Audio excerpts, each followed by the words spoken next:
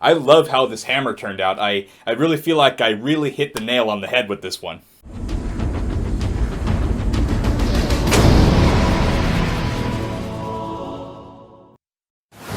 Actually, no, the one I'm holding here isn't the same one that you're seeing in the thumbnail. This is a piece of junk made by an unamusing Asian freak you see on the screen before you. But hey, it's not my fault my eyes are practically invisible. Anyway, today, folks, I'm going to be showing you how I made the Mithril Elven Forge Hammer from Shadow of War. Now, this thing is small enough to the point where I don't need to break it down like I do swords, say. I mean, it's only 18 inches long, so I guess this video will be pretty short too. Move your ass, boot! So starting off, the whole hammer is just 5 layers of 2mm foam, except the middle one, which is 4mm. And each piece has less and less material to get that sweet layering effect. And in the middle piece is a metal rod for support. I had to bend it slightly as to not interfere with this detail right below the head here. Then I went ahead and glued all those pieces together to get the results that you're seeing here. Then I took a Dremel and sanded all of the edges flush. The Dremel is such a suitable tool for this task. Get it? Because to get a flush in poker, you have to get 5 cards of the same suit, and it's, you know, suitable. Did you mean that as a joke? Then I added an additional 2mm piece of foam to the head for detail. Then I took my Dremel and sanded bevels all over the damn place.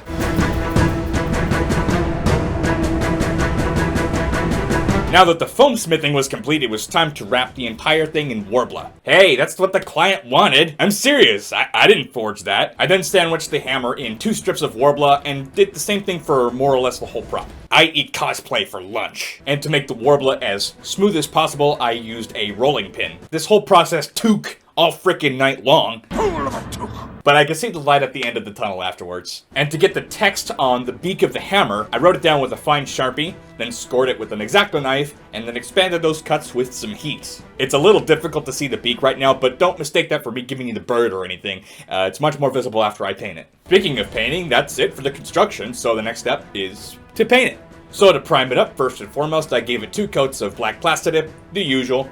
After that dried, I gave it 2 coats of metallic silver spray paint. I go through that stuff like crap through a goose. And since the text on the beak is actually gold, I slathered that whole area in metallic gold, making sure that it falls into those scored cuts. And then just wiped off the excess. Whoever came up with this technique should get a gold medal. You asked me. I then mixed some black and brown paint and went over the entire hammer with some weathering. Didn't turn out as well as I'd like, but that might have been because I was under the weather at the time. And that, my friends, concludes this replica of the Mithril Elven Forge Hammer from Shadow of War. This was one of those small, but still kind of tedious, challenging props to make. But I pulled through and the client was super happy with it. Yay!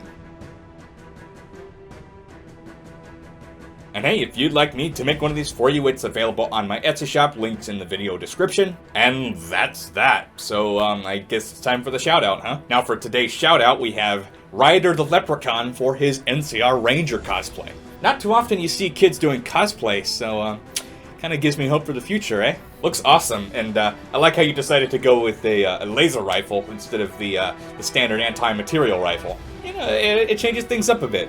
Good job, lad. I'm super proud of you, man. And hey, if any of you guys have made something that's been inspired by my content, send me pictures! I'm not sure I pulled that off correctly. And you'll get a shout out too. And hey, you can also download the pattern for the Mithril Elven Forge Hammer by following the Dropbox link in the description as well, which will help you get started, and it's completely free. For me?